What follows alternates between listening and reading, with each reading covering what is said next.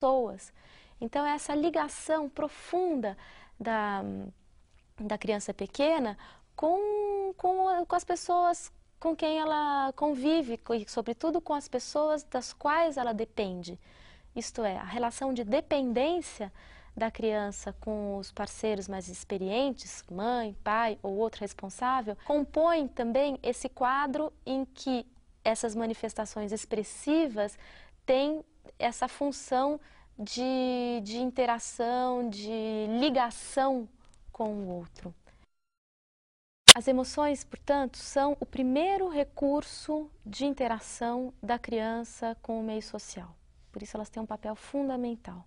É o que permite ao recém-nascido da espécie humana se imergir no meio social e, desta forma imerso, ter, por exemplo, acesso à linguagem. E é a linguagem que é o recurso fundamental de estruturação do pensamento, de construção de si. Porque daí quando ele chegasse em casa, ele ia fazer o peixinho pra ele, ó, comer, porque...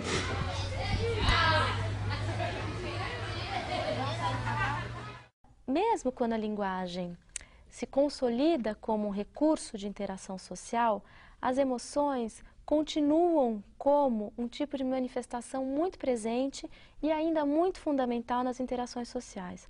Porque, como eu disse no início, as emoções têm por uma característica importante a sua extrema contagiosidade entre os indivíduos. E esse traço é um traço que fica muito claro nessas situações de dinâmica de grupo, por exemplo. Quantas situações em sala de aula não podem ser melhor compreendidas se a gente vê esse fator? Vou dar dois exemplos. Um exemplo que são situações de turbulência, né, que situações de alvoroço e etc., que muitas vezes têm motivos muito concretos para ocorrerem. Motivos concretos e que estão na base das práticas educativas que têm que ser ajustadas. Mas outras vezes, essas situações de turbulência e alvoroço parecem não ter motivo concreto, mais ligado à organização da atividade. E aí a gente pode entendê-las melhor recorrendo a essa ideia das emoções.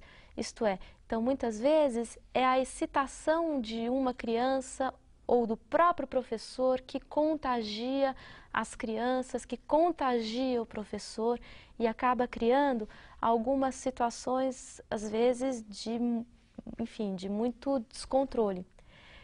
Mas essa mesma contagiosidade das emoções, ela também está presente nas dinâmicas de grupo de um modo muito positivo, que é, por exemplo, aquilo que permite que um professor, quando está entusiasmado com a sua atividade, entusiasmado com aquele conhecimento que ele quer partilhar com as crianças, consiga, por meio do seu entusiasmo, que vai se refletir no tom da voz, na expressão dos olhos, na postura do corpo dele, consiga contagiar positivamente as crianças que tenderão a ficar igualmente entusiasmadas por esse conhecimento.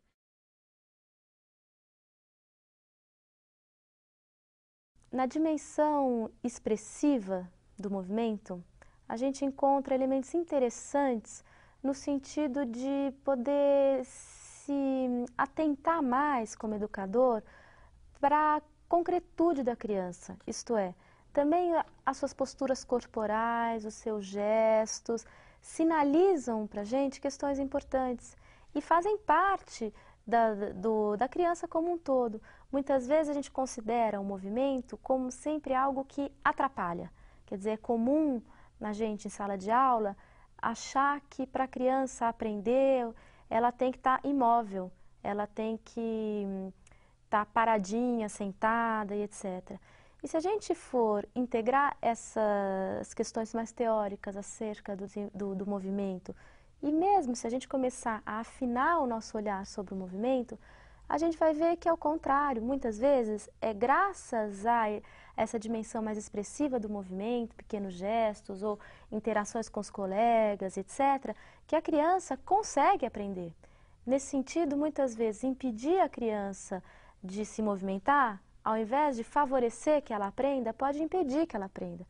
Porque o pensamento da criança, no primeiro momento, ele é muito sustentado no movimento. Então, ela precisa de se mexer de vários modos para construir um fluxo de pensamento. O Vallon vai destrinchar o complexo processo pelo qual vai se construindo na criança a capacidade de controlar o seu próprio movimento. Vai mostrar como isso é difícil, como isso é custoso, como isso é gradual. Alguns aspectos têm que ficar bem claros. O primeiro aspecto é essa dimensão mais expressiva do movimento como algo a ser olhado pelo educador.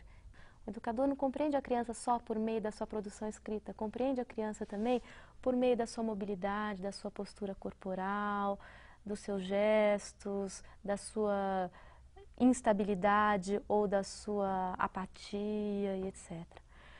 Um outro aspecto fundamental de ser compreendido é a complexidade do processo pelo qual se constituem capacidades fortemente exigidas pela escola.